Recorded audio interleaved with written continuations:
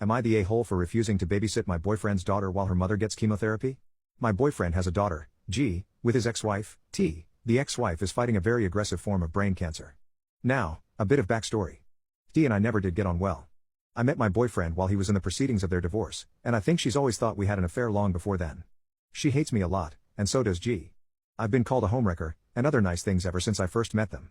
Now, my boyfriend is usually very quick to shut down their BS, but he adores his daughter and still cares about ex-wife. They've been together 15 years, and been friends since their childhood. Ever since the diagnosis, he's been the one driving ex-wife to medical appointments and such, and he's asked me the favor to look after his daughter while he's with T. He knows what a huge favor it is, he's thanked me profusely every time, and I know how much he needs my help. Everything went to shit a few hours ago, when I was asked to bring G back to her mother's house. T started saying I must be glad she's dying, because I can keep my boyfriend to myself now. She said I must be happy, because now I get to keep her daughter and pretend she's mine. She said a lot of ugly things, and boyfriend didn't do anything to correct her. I stayed really quiet, because to be frank I was incredibly shocked. Still am, to be honest.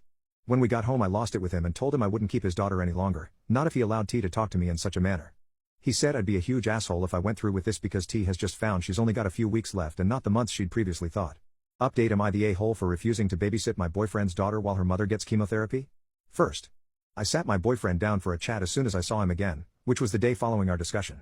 He agreed that we needed to talk, and told me he was sorry for calling me an asshole, that he had been so much in shock that he hardly even remembered the whole fight in the first place. I told him I could understand that, and told him I love him and wanted to be there for him and support him throughout this ordeal. I also added, though, that I would need him to be able to stick up for me in the future, even against his daughter, who would be grieving and in a lot of pain.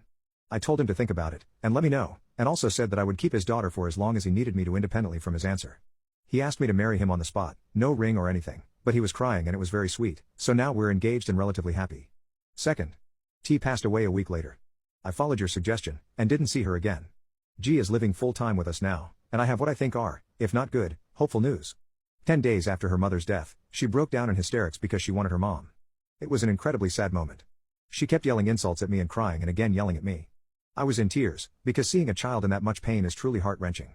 So I intervened before my fiancé could say anything, told G that I couldn't bear to see her so distressed and that I would go stay with a friend until she felt a bit better.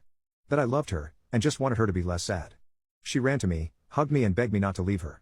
We cried together, and I think we might be on the road to healing.